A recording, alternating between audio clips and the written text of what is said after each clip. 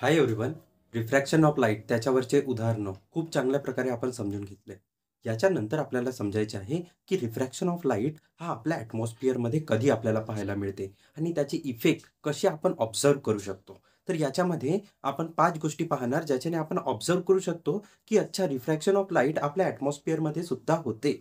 ठीक आहे. तर पहिला जी गोष्ट आहे ते आपण पाहणार सनची पोझिशन. जेव्हा तुम्ही पाहता की सन जो आहे हा उगवताना दिसते किंवा सनसेट होताना दिसते. ॲक्चुअली ते त्याची पोझिशन राहत नाही. ॲक्चुअली सन हा खाली राहते. इकडे लक्ष द्या तेव्हा तुम्हाला समजेल. पहिल्यांदा काय राहणार ही आपली अर्थ आहे. अर्थच्या भोवती काय राहते ॲटमॉस्फिअर राहते. म्हणजे इथं काय आहेत गॅसेस आहेत. ठीक आहे. गॅसेस दिसत आहेत. आता पहा सन कुठं आहे इथं आहे. तर याची पोझिशन कुठं पाहिजे होती इथं वर पाहिजे होती. ठीक आहे. इकडे जाताना दिसल्या पाहिजे होती. बट होणार काय की सन इथं आहे. ठीक आहे. आपल्याला काय दिसते सन इथं आहे म्हणून दिसते. पण इथं राहत नाही तो इथं राहते. पहा इथं जर आला तर या माणसाला काय दिसणार सन दिसणार. जर इथं राहिला तर दिसणार नाही.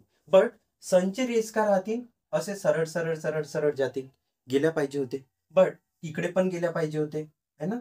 इकडे पण गेल्या पाहिजे होते. बट असं काय होते की इथली जी रेज राहतील ते इकडे जाते. ठीक आहे. इथं काय आहे नॉर्मल आहे. आपण एखाद्या सरफेसवर काय काढतो नॉर्मल काढतो. जेव्हा पण हे जे रेज आहेत ते इकडे जात राहतील. हे रेज सरळ न जाता काय करतील डिफ्लेक्ट करतील टुवर्ड्स द नॉर्मल आणि कोणाकडे जातील नॉर्मलकडे. तर जे आपल्याला रेज दिसत आहेत आपल्याला काय दिसणार की सूर्य इथं आहे. बट सूर्य इथं राहणार का नाही. सूर्य कुठे राहणार त्याच्या खाली. आणि जे रेज जे बेंड झाले तेच काय होतील आपल्याला दिसतील. म्हणजे सूर्य जेव्हा इथं राहते तेव्हा आपल्याला कुठं दिसते इथं दिसते. अशा एक प्रकारचा फिनॉमिनॉन जेव्हा सूर्य इथं डुबलेला आहे कुठं गेलेला आहे खाली गेलेला आहे त्यावेळी काय होणार आपल्याला त्याचे जे रेज राहतील ते असे जात राहतील. बट आपल्याला हा जो माणूस आहे या व्यक्तीला काय दिसणार की हे जे रेज आहेत ते कुठं पडत आहेत खाली पडत आहेत.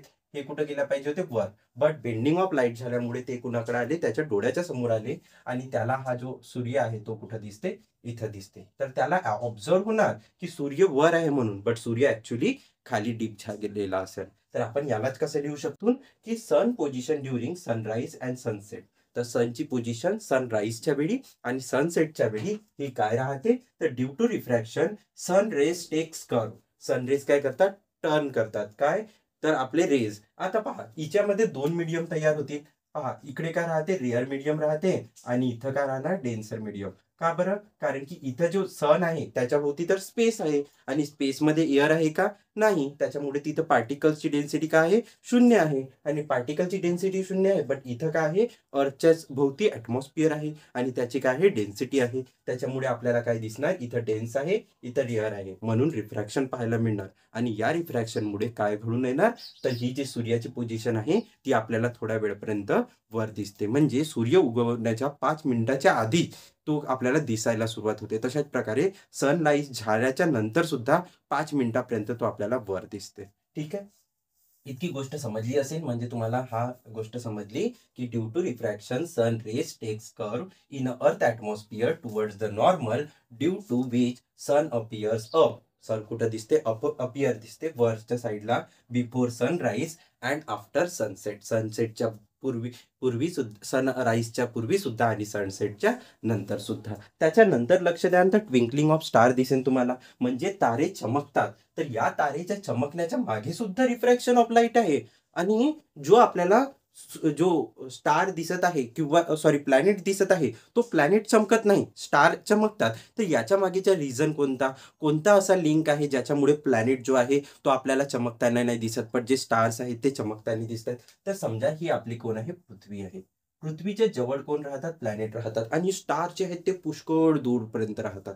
ठीक आहे. तर इथं काय आहे एक स्टार आहे. आता पहा जेव्हा हा स्टार पासने एक लाईट निघेन तर मी म्हणू शकतो की हे जे लाईट आहे ती एक लाईट बीमच्या स्वरूपात पडेल. म्हणजे एकच लाईट रे आहे कारण की तो पुष्कळ दूर आहे. तर तो काय करते एक लाईटच्या सोर्स सारखा काम करते आणि तिथून एक बीम पास होते. तर ही जे बीम आहे ते टकरत आहे आणि इथं येत आहे. बट जो प्लॅनेट आहे ना हा पृथ्वीच्या पुष्कळ जास्त जवळ असल्याने त्याचा अपिअरन्स आपल्याला मोठा होते आणि त्याच्यामधून एक रे निघताना नाही दिसत आपल्याला. पुष्कळ सारे एक असा कलेक्शन ऑफ रेज निघताना दिसतील. तर कलेक्शन ऑफ रेज निघतील आणि ते सुद्धा कुठं पडतील, या ह्युमनच्या आईजवर पडतील. पहा, आता आपला जो अर्थ आहे, आता अर्थ मोठी काढत आहे, ठीक आहे. अर्थच्या ऍटमॉस्फिअर राहते आणि या ऍटमॉस्फिअर मध्ये काय राहतात, पुष्कळ सारे गॅसेस राहतात. आता हे जे गॅसेस राहतील ते एकाच ठिकाणी राहतील का, नाही. गॅसेसची टेंडन्सी असते ती फ्लो होत राहतील. याच फ्लोमुळे कधी ग्लासेसच्या कलेक्शन एका ठिकाणी होते, कधी कधी हे रेअर होत जातात. तर कधी डेन्सर राहतील आणि कधी रेअरर राहतील. तर जर रेअरर येत आहेत तर आपल्या डोळ्यापर्यंत एक्झॅक्टली पोहोचणार. बट जर हे गॅसेस काय झाले, खूप जास्त डेन्स झाले, तर इथं काय होणार, रिफ्रॅक्शन आपल्याला जास्त पाहायला मिळणार. जसं रिफ्रॅक्शन जास्त पाहायला मिळणार, त्याच्यामुळे काय होणार, ही जी स्टार पासून एक बीम येत आहे, ही काय होणार, या ह्युमनच्या डोळ्यावर पडणार होती, बट ती पडू शकली नाही. का बरं? कारण की हिनं काय केलं, डिफ्लेक्ट केली आणि ती काय केली, नॉर्मलकडे मूव्ह झाली. आता नॉर्मलकडे मूव्ह झाल्यानंतर ती काय झाली, आपल्या डोळ्यापासून हटली आणि साईडला दिसायला पडली.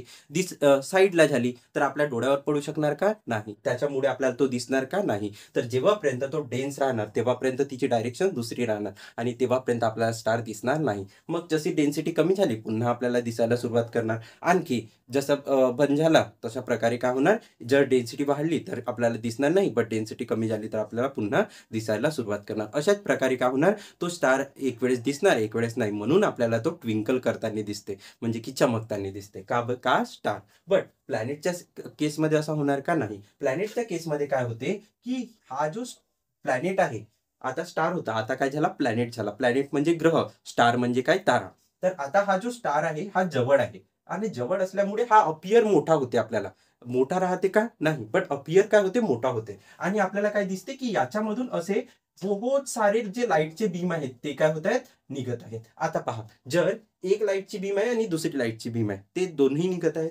तर ही जरी लाईटची बीम थोडी साईडला झाली तरी ही जी लाईटची बीम आहे ती आपल्या डोळ्यावर पडणार, ही लाईटची बीम पडणार, ही लाईटची बीम पडणार. म्हणजे काय दिसून पडते, की एक लाईटची बीम डिफ्लेक्ट होऊ शकते, बट पूर्णच्या पूर्ण कलेक्शन डिफ्लेक्ट होणार का, नाही होणार. तर कोणती ना कोणती लाईट रे आपल्या डोळ्यावर परत राहणार. तर त्याच्यावरनच आपण काय करू शकतो, तो स्टार आपल्याला दिसत राहणार. सॉरी, जो प्लॅनेट आहे तो दिसत आहे.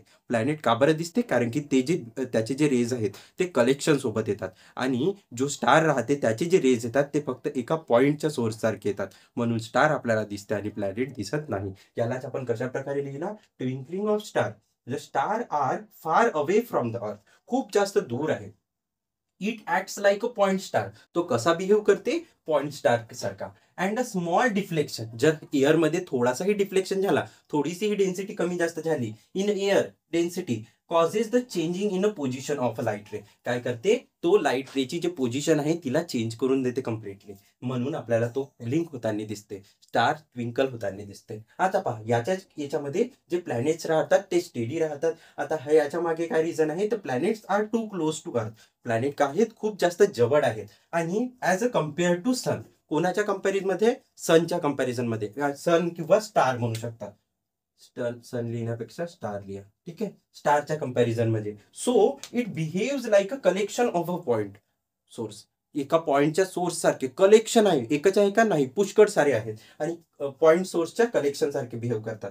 So even a deflection of a sun rays average position remain steady. जरी थोडासा डिफ्लेक्शन झाला बाकीच्या रेजमध्ये, पण बाकीचे काय राहतील, आपल्या एकाच जागेवर राहतील, कारण की तो काय कलेक्शन आहे पूर्णच्या पूर्ण पॉइंट सोर्सचा.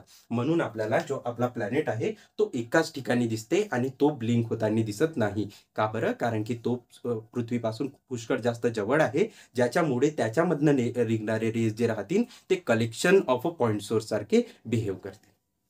तिसरा, मिराज. तुम्ही पुष्कळ वेळी जेव्हा उन्हाळ्यामध्ये किंवा पुष्कळ जास्त जेव्हा ऊन तपत राहते त्यावेळी रोडानं जात असाल ना, तर ब्लॅक कलरचा जर रोड राहिला तर त्याच्या भोवती आपल्याला असं वाटते की समोर तिथं पाणी आहे. बट थोड्या वेळानंतर जेव्हा आपली सायकल किंवा बाईक त्याच्यावरनं जाते तर आपल्याला दिसून पडते, अरे इथं तर पाणी नव्हता.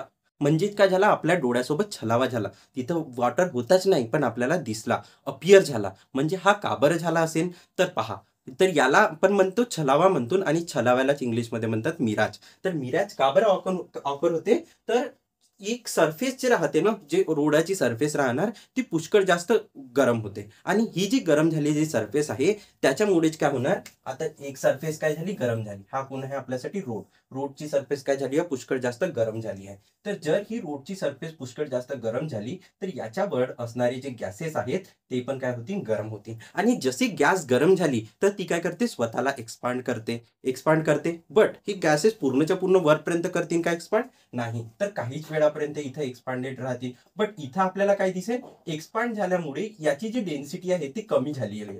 रोडाच्या वरचे जस्ट आहेत फ्यू वरचे, तर त्यांची डेन्सिटी काय झालेली आहे, कमी. बट ही जे वर एकदम वरचे आहेत इथपर्यंत हा रोड आहे समजा, तर रोडाच्या वरचे जे आहेत काही गॅस त्यांची डेन्सिटी काय झाली आहे, कमी, कारण की ते काय झालेले आहेत, गरम. बट याच्या वरचे जे राहतील एकदम ते काय आहेत, थंडे आहेत. म्हणजे आपल्याला काय दिसायला मिळेल की इथं काय आहे, रेअर मीडियम आहे आणि इथं काय आहे, डेन्सर मीडियम आहे. म्हणजे रेअरर टू डेन्सर. आता लाईट कुठून निघणार पहा, पहिले जे लाईट पडणार होती ती पडली. बट आता काय होणार, लाईट याच्यावर पडणार, पडली लाईट, आणि पडल्यानंतर काय होणार, आपल्या डोळ्यांवर पडणार. आता डोळ्यांवर डायरेक्ट पडल्या पाहिजे होती, बट डायरेक्ट पडणार का, नाही. तर ती काय होणार, पुन्हा नॉर्मल कडे बेंड होणार. कुणाकडे बेंड होणार, नॉर्मल कडे. आणि नॉर्मल कशी जात आहे, इथून अशा प्रकारे जात आहे, तर नॉर्मल कडे जात आहे. तर ही लाईट काय राहणार, अशी वर दिसणार आपल्याला. आणि आपला डोळा कुठं आहे, इथं. तर आपल्याला काय दिसते, की आपल्याला काय दिसल्या पाहिजे होतं, इथल्या गोष्ट दिसल्या पाहिजे होती ना, इथली गोष्ट दिसल्या पाहिजे होती. बट आपल्याला काय दिसते, आपण काय समजणार की हा गोष्ट इथली आहे म्हणून. बट ती गोष्ट इथली राहणार का, नाही. तर ती गोष्ट कुठली राहणार, इथली गोष्ट आपल्याला इथं दिसत आहे. आणि आपल्याला वाटते काय की ती गोष्ट कुठली आहे, इतकी. कारण की आपल्या डोळ्याला माहिती आहे का रिफ्लेक्शन झाला म्हणून, नाही. आपला डोका काय समजते, अच्छा ते समोरचीच गोष्ट आहे. बट समोरची आहे का, नाही, तो त्याच्या पण मागची गोष्ट आहे. तर ही जी इमेज आहे ती आपल्याला दिसत राहते. आणि ही जी इमेज आहे ती कशाच्या फॉर्म मध्ये दिसणार, ती त्या सरफेसच्या वर दिसते. म्हणजे आपल्याला काय वाटते, तिथं काय आहे, पाणी आहे म्हणून. तर हा काय आहे, मिराजचा फॉर्मेशन आहे. म्हणजे काय होते, आपल्या डोळ्याला छलावा होते की आपल्याला ते इमेज दिसत आहे म्हणून, बट ते सॉरी ऑब्जेक्ट दिसत आहे म्हणून. बट तो ऑब्जेक्ट राहते का, नाही. त्याच्या मागेचा जो ऑब्जेक्ट आहे त्याची इमेज राहते. म्हणून आपल्याला, आपण याला काय म्हणतो, एक छलावा म्हणतो. आणि छलाव्यालाच इंग्लिशमध्ये काय म्हणतात, मिराज. याला कसा लिहिणार, ड्यू टू हॉट सरफेस. कशी आहे सरफेस, गरम सरफेस आहे. एअर जस्ट अबाव इट, कुठती एअर, त्याच्या जस्ट अबाव. म्हणजे ही जी एअर आहे ती काय होते, ऍट हॉट, ते काय होते, हॉट होते. And so it go above it becomes cooler. आणि जर आपण त्याच्या वर जात गेला तर ती काय होत जाते, कुल होत जाते, म्हणजे थंडी राहते. जस्ट त्याच्यावरची गरम राहणार, बट त्याच्या वर जात गेला तशी ती थंडी होत जाते. It creates increase in a refractive index. हा काय करणार, रिफ्रॅक्टिव्ह इंडेक्स इंक्रीज करणार. का बरं, कारण की रेअर टू डेन्सर जात आहे. तर काय केलं याने, रिफ्रॅक्टिव्ह इंडेक्सला वाढवला. आणि फोर्स अप अँड ऑब्जेक्ट, काय म्हणणार, ऑब्जेक्ट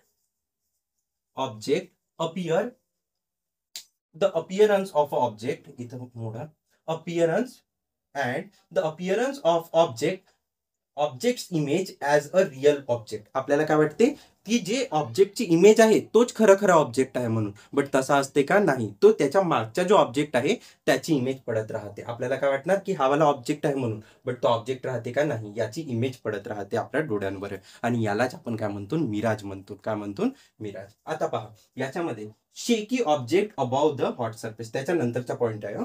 तुम्ही जर कधी चुला वगैरे जाळत असाल ना, तर त्याच्यावर काय होते, पुष्कळ जास्त फॉग जात राहते. आता हा जो धूळ राहते, स्मोक जो राहते, याच्यामध्ये काय होणार, पुष्कळ जास्त हॉट एअर राहते. आणि त्याची काय होणार, डेन्सिटी कमी होऊन जाणार, कारण की तिथं हॉट सरफेस झालेली आहे. तर डेन्सिटी कमी आहे वरून, तर काय झालं, आपल्या डोळ्यांमध्ये आणि तो जो पर्टिक्युलर भाग आहे ज्याच्यामध्ये काय आहे, स्मोक आहे, त्याच्यामध्ये काय होणार, रिफ्रॅक्शन तयार होणार. आता रिफ्रॅक्शन फिनॉमिनॉन ऑकर होत आहे. बट रिफ्रॅक्शन सोबतच आपल्याला काय दिसून पडते, की याच्या जो डेन्सिटी आहे त्याच्यामध्ये चेंजेस आला. म्हणजे त्याच्या मागेचा जो ऑब्जेक्ट आहे त्याची पोझिशन जे राहणार, म्हणजे पहा पुन्हा इथं एक सरफेस आहे, इथं काय जाळलेला आहे, चुला आहे. आणि याच्यावर काय होत आहे, असे असे असे असे फॉग जात आहे. ठीक आहे. हा फॉग गेल्यामुळे काय होणार, इथं तर डेन्सिटी खूप जास्त राहणार. बट या पर्टिक्युलर सरफेसमध्ये जे पार्टिकल्स आहेत त्याची डेन्सिटी काय आहे, कमी आहे. या पर्टिक्युलर जागी आपला डोळा कुठं आहे, इथं आहे. तर आपल्याला काय दिसणार, इथून सनेरी अशी एक रे निघताना दिसणार. आपल्याला काय वाटते, ऑब्जेक्ट इथं आहे म्हणून. पण ऑब्जेक्ट इथं राहणार का? नाही. का बरं? कारण की हा जो डिफ्लेक्शन आहे याच्यामुळे जो अशी प्रकारे दिसत आहे, तर इकडे काय आहे? डेन्स आहे. डेन्स झाल्यामुळे काय होणार? इथं डेन्सर आहे, इथं काय आहे? डेन्सर आहे आणि इथं काय आहे? रेअरर आहे. तर काय होणार? जेव्हा पण डेन्सर टू रेअरर जाते, रेअरर टू डेन्सर नाही म्हणताय, डेन्सर टू रेअरर जाते, तेव्हा आपल्याला काय दिसणार? की हे जे पर्टिक्युलर नॉर्मल आहे याच्यापासून दूर जाताना दिसेल. आपल्याला काय दिसेल? दूर जाताना दिसेल. काय? इमेज. आणि पुन्हा इकडे काय आहे? डेन्सर मीडियम आहे. इकडे काय आहे? डेन्सर. इकडे काय आहे? रेअरर. इथं काय झालं? डेन्सर. तर आपल्याला पुन्हा काय दिसेल? इथं जाताना दिसेल. आता पहा, याच्यामध्ये काय आला? लॅटरल शिफ्ट आला. लॅटरल शिफ्ट म्हणजे एक असा शिफ्ट जो तयार झालेला आहे. कशामुळे? या रिफ्रॅक्शन फिनॉमिनॉनमुळे. एका साईडला काय होती? डेन्स मीडियम होती. दुसऱ्या साईडला काय होती? रेअरर मीडियम होती. इथं काय झाली? डेन्स मीडियम झाली. आता हा जो शिफ्ट आला कशामुळे? या इन्सिडंट रे मध्ये आणि या इमर्जंट रे मुळे याला म्हणतो आपण लॅटरल शिफ्ट. कोणता शिफ्ट? Lateral shift. आणि या लॅटरल शिफ्ट मुळे आपल्याला काय होताना दिसेल? की ही जे ऑब्जेक्ट आहे, इथं जो ऑब्जेक्ट होता ठेवलेला, या ऑब्जेक्टची जी इमेज आहे ती अशी शेक करताना दिसेल, हलताना दिसेल. का बरं? कारण की इथून जो स्मोक जात आहे तो स्टेडी आहे का? नाही. तो काय होत आहे? प्रत्येक वेळी हलत आहे. म्हणून आपल्याला तो ऑब्जेक्टची अपीअरन्स पण काय दिसेल? शेक होताना दिसेल. तर अशा प्रकारे आपण काय शिकला आता? की रिफ्रॅक्शनची effect in a atmosphere. Refraction's effect on earth atmosphere. Earth atmosphere. तर अशा प्रकारे तुम्ही पूर्णच्या पूर्ण हा जो पार्ट आहे कशाच्या? इफेक्टच्या, ॲटमॉस्फिअरमध्ये अर्थच्या, twinkling of star, appearance of a planet, त्याच्यानंतर काय शिकला? की हा जो आहे की सनची पोझिशन खूप जास्त वेळपर्यंत राहते, त्याच्याच प्रकारे मिराज काय असते आणि शेकी ऑब्जेक्ट स्मोकमुळे कशा दिसते, ह्या सर्व गोष्टी समजल्या असतील आणि खूप चांगल्या प्रकारे समजल्या असतील. तर जर व्हिडिओ समजल्या आहेत सर्व गोष्टी तर लाईक करा आणि चॅनलला सबस्क्राईब करून ठेवा. आणि जर तुमची कोणी मित्र असतील त्यांना सुद्धा शेअर करा.